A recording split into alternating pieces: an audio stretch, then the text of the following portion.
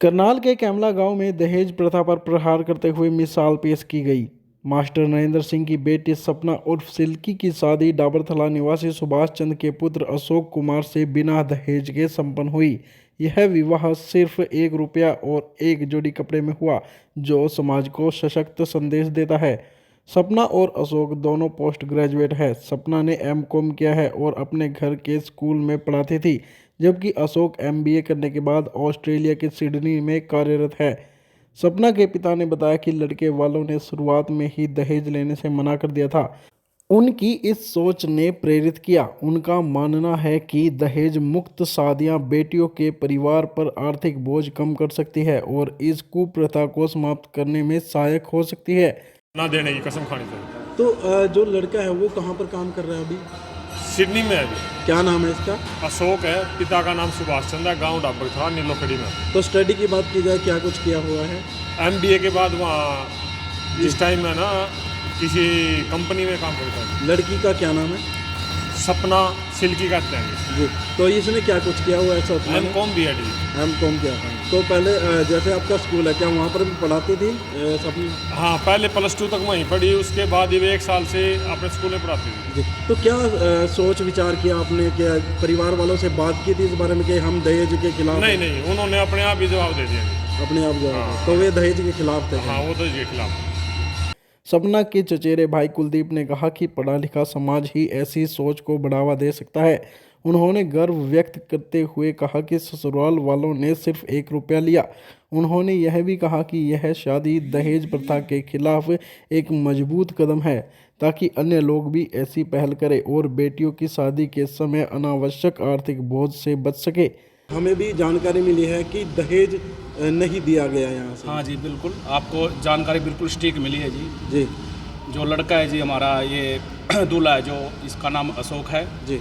और ये डाबरथला गांव से बिलोंग करता है और सिडनी में, ऑस्ट्रेलिया सिडनी में पीआर है जी। और बाप का नाम सुभाष चंद्र है जी।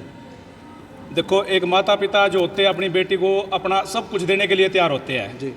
और हम देते भी है, लेकिन उन्होंने बिल्कुल भी हमारे से कुछ नहीं लिया, सिर्फ एक कन्या ही ली है हमारे से। 1 रुपया और कन्या जी ही हमारे से ली है। हम तो ये मानव जाति के लिए हम तो एक संदेश मानते हैं। जो भाईचारा है इस वीडियो को देखेगा, इससे संदेश भी मिलेगा हमारे को कि भाई दहेज एक बुरी आदत है, ठीक है, ये समाज में नहीं चलनी चाहिए। तो हमारे लिए तो बहुत खुशी की बात है, हमें ऐसा लड़का मिला और ऐसा परिवार मिला, हम तो उनका बहुत आभार व्यक्त करते हैं। कुलदीप, परिवार ने सामूहिक रूप से फैसला लिया था कि जो लड़के वाले हैं कि दहेज नहीं लेंगे?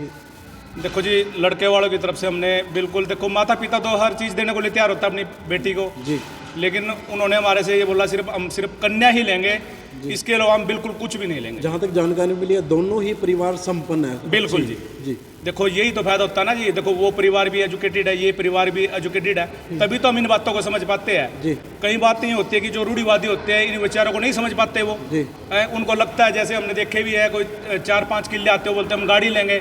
सपना के रिश्तेदार रंगी राम ने परिवार की सराहना की। उन्होंने कहा कि हर परिवार को ऐसी सोच अपनानी चाहिए। जागरूकता ही दहेज प्रथा को समाप्त करने का सबसे कारगर तरीका है। यह विवाह समाज में सकारात्मक बदलाव लाने और दहेज जैसी कुप्रथा को खत्म करने में प्रेरणादायक होगा। क्या नाम है जी आपका? रंगी राम जी। तो आपने भी बेटियों की शादी की है? हाँ, मैंने 3 बेटियों की शादी की है भाई जी। जी। और तीनों ही परिवार पढ़े लिखे संपन्न मिले हैं जी। मेरे 2 दामाद बेल्जियम में है, वहाँ उनका अपना कारोबार है जी। उन्होंने 1 भी रुपए की डिमांड नहीं करी जी। मैंने देने की चाह है भाई अपनी गुड़िया को दूँ, तो उन्होंने बिल्कुल मना कर दिया जी। किसी भी प्रकार का कोई भी दहेज नहीं लिया, खाली हमारी एक गुड़िया को ले गए थे और बड़े संपन्न जी, बड़े उससे रह रहे हैं जी। जी। तो कहीं ना कहीं मैसेज जाता है, पॉजिटिव मैसेज जाता है? बिल्कुल जाता है जी। और ये क्रूरती है दहेज हमारे जो समाज में फैले हुई है, बहुत बुरी क्रूरती है, इसको छोड़ देना चाहिए। अगर जो साधन संपन्न और पढ़े लिखे लोग हैं, अगर इस चीज़ को समझेंगे तो कोई समाज बदलेगा, जरूर बदलेगा जी। बिल्कुल बदलाव बहुत आया जी, आया है। शादियों में ऐसा देखा हमने जी, बहुत बदलाव आया जी। और मैंने तीसरी गुड़िया की अपने करनाल शादी की थी जी, चौधरी जीवन राम के लड़के के साथ जी, गौरव के साथ जी।